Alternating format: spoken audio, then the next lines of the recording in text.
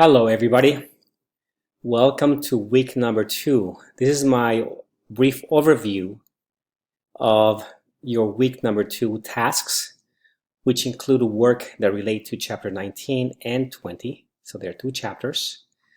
As you see at the moment, I'm looking at the home page. We will travel over to week number 2 module in a second. We're going to be going through just a few of the resources and lecture notes that you can use to get through the work this week. Now, I wanted just to overview first of all the deliverables for the week. As you see, I've got here in this middle panel the tasks or deliverables for week number 2. Below that is last week's deliverables. I'm going to delete those in the next few hours when Sunday is done. So eventually you'll only see this section here by tomorrow morning. So again, 82, which is your attendance check-in, part of your module 2, you're going to have to do this by either Monday or Tuesday. There's also your class participation posting, which is one, very, very minimal. Only one posting required in either of the discussion threads for chapter 19 or 20. Now, the more you post, the better for everybody. It's more engagement, it's more fun, and you learn faster. And then you've got reading check 19, which is due on Tuesday, so I get reading quickly. Homework 19 is due Thursday, and finally reading check 20 is on Saturday. Your midterm exam is going to be due on Sunday. Keep in mind the midterm exam number 1 is accessible starting on Friday morning, and once you're in, you have 1 attempt, and you'll be able to, you will need to submit it within 2 hours from when you actually log or access it.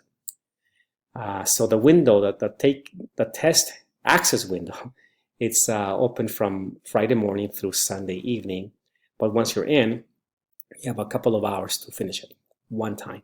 Make sure you're obviously you have a good connection. Let's go now to week number 2. I'm going to go through here. I'll go to that link, and that will take us to the week 2 module. Again, you see you have all the threads here that relate to chapter 19, and below you got the threads that belong to chapter 20, and then you have another section that now relates to the exam itself.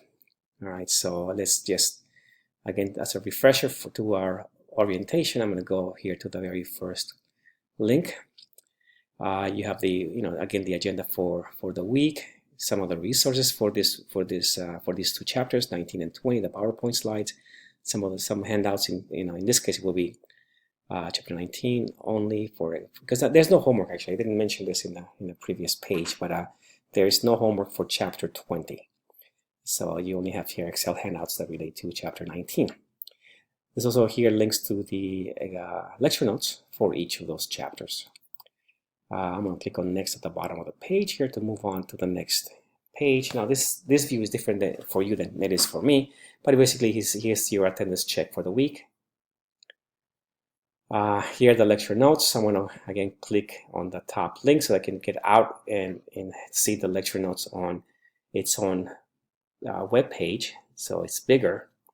Notice that it has the intro section and a couple of separate lessons as well. So if I start the course, you see the full view. Here's some introduction verbiage for the chapter, including the learning objectives and some little brief notes on each of those. Plus, you have some very useful videos you can access. Again, keep in mind that you must be logged on to MAL with the same browser to be able to view these links. Otherwise, you must go to MAL itself and find these videos and view them that way. Here, again, you can go through all of these videos as you need, and then access the lecture notes which follow. In this case, I have a little bit a few notes that relate to what are unit costs and also what's the difference between job order and process costing. So you can go through these on your own pace. Let's go to the next lesson. In this case, I gave you a cost flow with some notes underneath each of these. So I would suggest you actually do take your time to view these. They're very useful, I think, to understand the cost flow in this chapter especially. So please go through that, and if you have questions on these, obviously you can use the discussion threads for that purpose. There's some questions there already for you to respond to anyway. Lecture note number 3 is sort of a similar thing, but it's a little more detailed because now we're talking about how to compute the predetermined overhead rate, which is always kind of a difficult concept sometimes for students.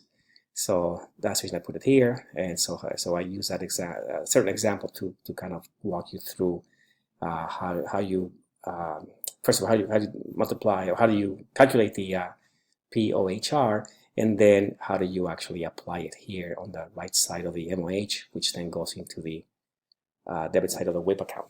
And eventually there will be a difference, and that difference is either the over-applied or the under-applied. In this case, over-applied in this example, and then how you deal with it in the how to deal with the over-application in this case through an adjustment. So please review that as well. Once I'm done with that, I'm done with the notes. Going back to our module, I can keep moving, and as you know already, the next piece here, the next page will be the answer keys. In this case, again, I can, if I go to the textbook, go to the back of chapter 19, and I can look at any of these, any of these problems, that you will see in the book, the given information for each of these problems. Now, once you review that given information, then you come here and select any of these that you want to review the answer key. And so you compare what you probably would have done for that problem and what the actual problem says. And so sometimes my links actually go directly into the item. In this case, it did not. It went to the first page, so you have to look at it at the bottom and look at the tab for that problem if you wish. And now here's the answer to that question that we selected. Now you can see how the authors solved it. Now, in some cases, the questions are more complicated, and so I add a few notes, and I may add other things, including at times even some videos that relate to some of these problems. So you review the answer keys, and you keep moving. Once you do those things, you do both the lecture notes and the answer keys, and then you're ready to maybe respond to these questions at the bottom of the of each of these threads. You've seen this already in week number 1 for chapter 18, so there's nothing much different here. So I'm going to keep moving, and now once I do that, then I'm ready for my reading check.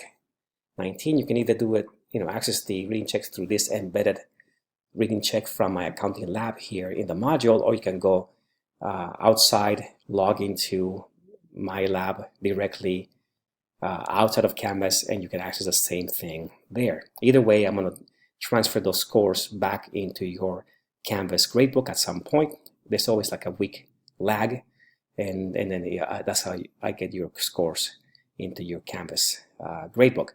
Again, doesn't matter whether you do it through this embedded page here or you do it directly through Mal. Same thing with the homework. And again, here I only have 3 assigned homework items for the chapter. There will be more homework items that you can review if you wish, but at least 3 are part of your grade for the homework.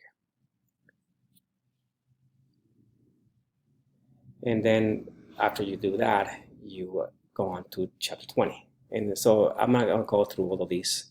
You can do that on your own. Now you get the point, I think. And I'm going to then just show you that there's also a lecture notes for 20. There's no homework key page because there's no homework assigned. A couple of threads for chapter 20, the reading check for chapter 20. And then there's a pre-midterm number 1 questions discussion. Those are the questions you might want to ask after you do the practice exam. Remember that there's an exam coming up this weekend starting on Friday, but before that there will be a practice exam open and accessible to you from today up to Thursday night. And so you go there, you take the exam, the practice exam, you then have questions, use this discussion thread, this one, to ask questions. And then once Friday opens, no more questions, no more work in here allowed. You go into your midterm number 1, again either through here or directly through Mal. Take the exam, and after Sunday night, when the exam closes, then you can use the post midterm number 1 question thread if you wish to ask questions about anything in your midterm exam. And then finally, you've got these 2 other pages, your summary for week 2 and your preview for week 3. And we're done. That will be the full overview for week number 2. Hopefully it proves useful. Take care and enjoy your week.